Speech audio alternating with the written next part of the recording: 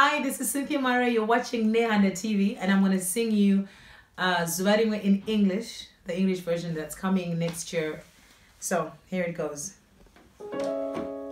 I hear your voice in the wind, and I see your face in my dreams. Time after time, I wish it was all just a dream. One step at a time, I will walk my path till the day we meet. If I could, I would ask for one more day. I'll tell you I love you, I love you, I need you, I miss you, but you are gone. I'll tell you I love you, I need you, I miss you, but you are gone. Oh, you taught me all I know and all I am is because of you. Remember to respect yourself, remember to respect others. Don't forget to praise God, be a good girl. I followed my dreams, became the girl you always said I was. I hope I made you proud, Mama. I would ask for one more day. I'll tell you I love you, I need you, I miss you, but you are gone. Oh, yeah, am I? Well, Zimbabwe, thank you for joining us on Nehanda TV. Her sultriness is in the building. Cynthia Mare, Hey! all the way from Zimbabwe, joining us on Nehanda TV. Formerly in the UK, went back to Zimbabwe, created waves. She's currently back in the UK. I think she's holidaying or something like that. But we'll leave it over to her to explain. Dave? Hey, how are you, Lance? I'm okay. Long time, eh? I know, Lance. The last time I interviewed her was like, I don't know, 12, 15 years ago. I don't know. It was a long time ago. Long time ago. Actually, in Bethlehem. Oh my gosh. And Bethlehem. Yeah, that was a long time ago. But you were there from the beginning, really, of my career. Before Anazwaringwe, and I was doing not another diet. Not another diet. I know. You know, when you were at the other radio station. Catch me when I fall. Then after the other name, the other SW Radio Africa. Oh, yeah, my home. SW Radio there you go. Africa. Yes. That's where we were. It was really great, and I'm still here, and you're still here. I know. It's I great. know. So this is like two old friends catching up. Yes, I would say that. I would absolutely say that. Note the emphasis on old. You speak for yourself, mate. Speak for yourself. Okay. Down to business. Down to business. What you doing? Okay, so right now, I literally 2 weekends ago I was at the Red Bull Studios, recorded an English version of Songwriting, the favorite song. I've decided to do an English EP or an album, probably. I'm not sure yet, but it will be something. So when you mean an English EP, you're converting your Shona songs into English? No, I'm converting one, which is Songwriting, and then I'm writing new songs. All right. For it, because I don't want to. It's not just like a conversion of the old stuff. It's just like delving into the UK market. Okay. Yeah, just expanding the reach, expanding the fan base. Okay. You've gone through quite a transformation. Yes. People who know the Cynthia Mare when we UK will remember tracks like Not Another Diet. Yeah. Catch Me When I Fall. Yeah. It was all hip hop. R&B. You went to Zimbabwe, underwent a transformation. You infused that gospel thing in it. Yeah, I did. Let's talk through that transformation because it kind of opened doors for you, isn't it? Yes, it did. It did. Was it a shock for you because you knew me? Yeah. I mean, were you like, is that something? I was still trying to adjust the sultry to gospel transition. Okay. Well, what I can say is that when it's right, it works. That's what I can say. Because none of it was planned. Because what actually happened is, as you know, that time I lost my mom, and then I was just going through that situation, and then I decided to go home and back home and release this album. But that album wouldn't have happened if my mom hadn't left, because it was a tribute to her. And my mom, you know, she loved gospel music. So because it was a tribute to my mom, I had the gospel songs in it. So it was almost like I didn't know I had it in me to sing like that. But where did you get the courage to make that gamble? Because it was a gamble. A nurse, good job here in the UK, going back to Zimbabwe, just relying on music. I know it was scary. You know what? As I said, you know, sometimes there's a time in your life you reach a crossroad, right? And you have to make a decision. And do you live your life wishing you had tried, or do you go for your dream? And music is my passion. You've known me for a long time. It's my passion. It's the blood in my body. It's like the breath, the air I breathe. And I thought, you know what? Let me go and do this full time. Let me not be doing one thing here, one thing there. Because when I was here, I was doing both, right? Surviving, doing nursing, and then doing music on the side. I just thought, let me just go and do music and just say, this is it. I'm doing music. That's what I did. And in that process of going there and just having the faith, I think it was faith as well, that it will work out, because I really had so much faith and belief. And then putting the effort and the work ethic into it, things happened. People were feeling the music, and nothing that I could have done. I think it was just God opening doors for me.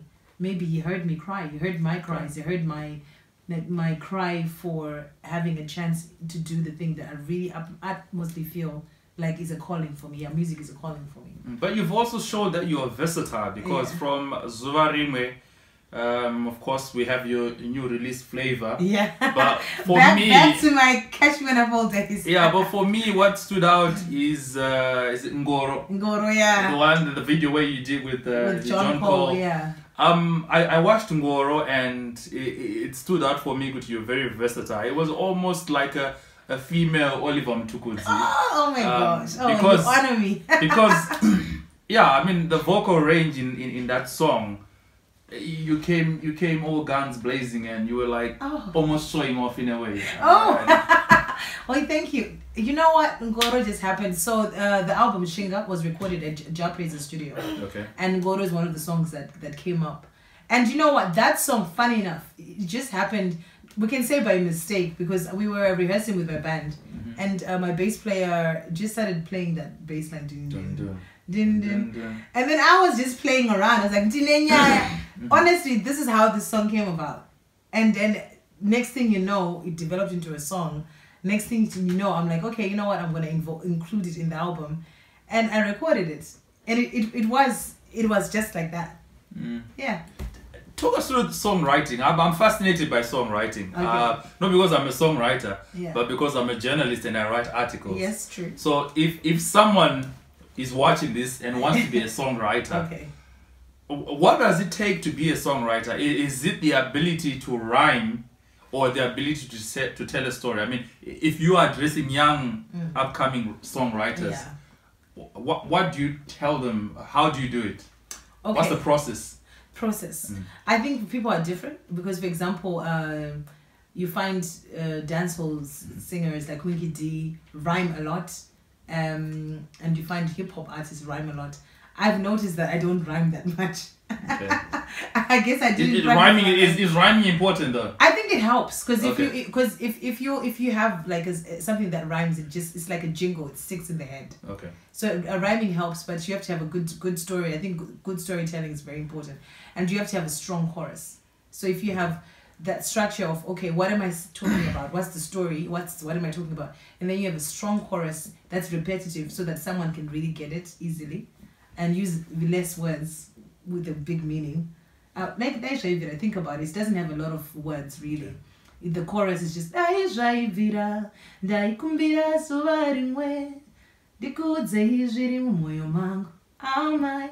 it, and then we just repeat that. So yeah, so I would say that's the structure. Your story, your chorus, some rhymes will help. But what inspires that writing process? Is it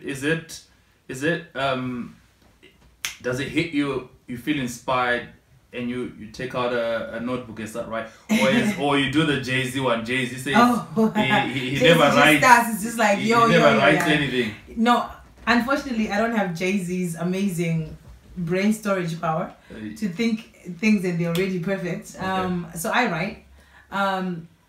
most of the time, I found the songs that have touched people the most are the songs that I've written from my heart. So it's songs that I've written because I'm feeling it. I'm feeling what I'm saying. So sometimes I just write because, like Ngoro, really, we were just having fun. And that came out and people really liked it. Okay. But personally, most of the time I write what's coming from really my heart, what I'm feeling, the emotions I'm going through. So normally then it means something that I've gone through or something that has touched me. All right. Okay. Let's talk about the music industry as it stands. Yeah. The standout singers right now: Cynthia Mare, Amara Brown, Selma Mtukudzi. I know I'm leaving out a lot of people, but I'm just giving examples. I want to talk. I'm in that list. Thank you. Let's talk about the industry as it stands. Yeah. Not many. Hey, I mean, let's be frank. We used to have Betty Makaya's Kudara, but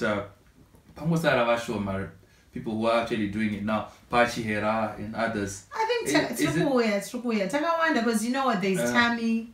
Okay. There's a lot of upcoming artists that maybe are not yet that known, but they're coming. And I think that the industry, Zimbabwe, is starting to embrace their own and starting to encourage, young artists to come through and say, you know what, you're good, we like what you're doing. So don't worry, there's more coming.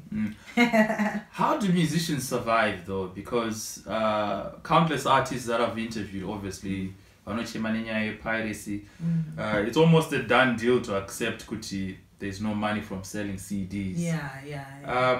Saka, is that a hindrance, do you think, in terms of young girls wanting to take up music? Oh, no, not at all. No, it's not a hindrance. Because the thing is, yes, there's certain, we can say, what do the mountains to climb, or nothing's easy. And we know that in our industry, we have an issue of piracy for the CD sales. So we just have to find other ways to make money. So for example, we have corporates, you get corporates always have events. So you get your gigs from corporates. You can sell some CDs. It's just that a lot of them will also be sold with piracy. So you can also sell some CDs. And merchandising and things. So you just have to find ways to maximize what you have. Okay. Yeah. All right. Okay. And shows. All right, and shows. Yeah, right. So, getting to shows, because that's the other thing. Your type of music, what kind of shows do you perform at? Is it the classy, high-end red carpet events? Because I'm not seeing you performing at Mbare's netball complex and stuff like that. Is it? I have actually. What is it? Okay. I have done shows like that, but so most of the shows that I've been involved in have been, as I said before, corporate events. So so when companies have their events or promotions or their Christmas parties or whatever they have, and they want a singer, I tend to get booked in those. I've done most of the shows that most of the artists have done, the big shows that I've done in Zim. I've been on them, but sometimes I might just be in the VIP area. So I might be singing in like I've done OK Grand Challenge. So I was in the VIP. I think I did OK for 3 years in a row. Okay. Yeah. So I still do shows, but sometimes you just may not see me because I'm on the other side of the thing. Okay. Let me put you on the spot. Pick your favorite song. What's your favorite song since you started singing? My own music. Yeah. I think to be honest, it has to be Songwriting, because that one means a lot and meant a lot, because I think it was probably the first time that I connected with my emotions in terms of writing and recording a song. And then also it then led to me realizing that there's more of me I can give than just saying, oh yeah, I'm just going to write a song that's going to make people jump, or I just want to make people dance. But then I learned that there's a bit more from me that I can give, because after that song I would bump into people. I bumped into teenagers, young girls, and they see me, and some of them just start crying, and they're like, Cynthia, I cannot believe that I'm seeing you. You've touched my life. So that was like the opening of me finding out that okay, with my music, because every artist is different, so it's almost like every artist has to find out what works for them, who they are as an artist. So with me, I found out that I'm that kind of artist who has the talent to write songs that can go straight to the heart. Okay. So that's why that song is very important to me. I All right. love that song, and yeah, so, and it opened the doors. We went to Zimbabwe, Lance. We won. How many awards did we win? In 2 years, we won like I think when we introduced you, we should have said the multi-award winning Cynthia Mare. I apologize for not including that in the intro, but if you've watched the interview, I've said it. You said it. You said it. That took up a register. Yeah. Okay. Would you consider venturing into Afrobeats?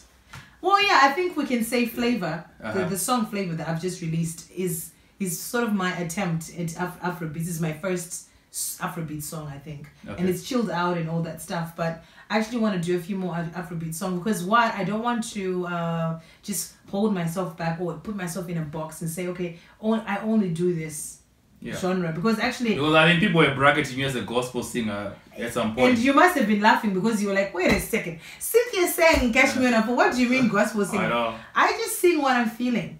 Okay. Yeah, so like for example, right now when I listen to some Afrobeat songs, like I love Amara's Achilles song, it's beautiful. And I'm like, yeah, this is dope, you know? So I don't want to put myself in a box. I never have put myself in a box because after we did Songwriting, we had Ngoro. That's so different. I mean... And funny, I didn't know you were that funny. See? Good sense of humor. There you go. But yeah, I think that's what works for me also with Ngoro. Yeah. Because the guitar is... Right, and I love bass. And the shades, you like my shades? Yeah, and the video is funny. I think when you combine humor with a nice track, and I think it works. Thank you. I think it works. Well, at least you prove your versatility there.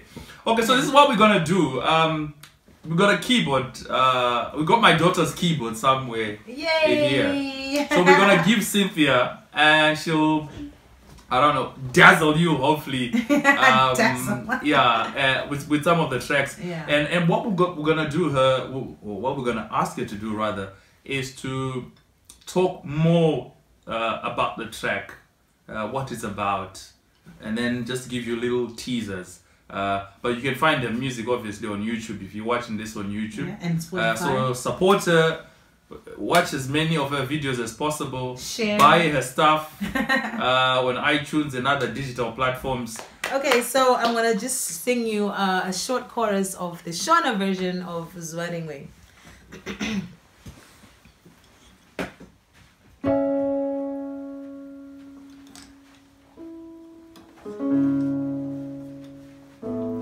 Iswindo rinswa kumepo Chisondo chiwana kuhope Guva nenguva doshuva Yaizingori hope Amahi Fambai jakana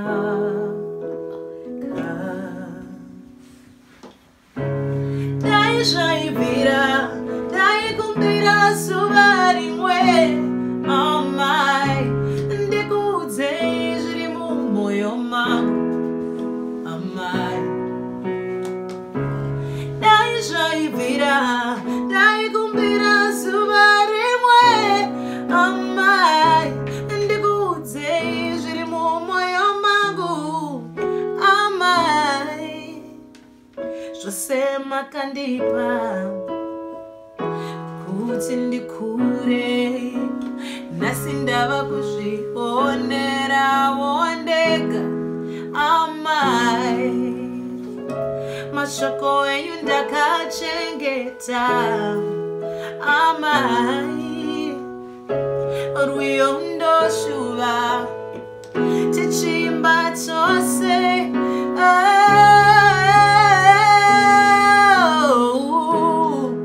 amai obo Ndikudze zviri mumoyo mangu amai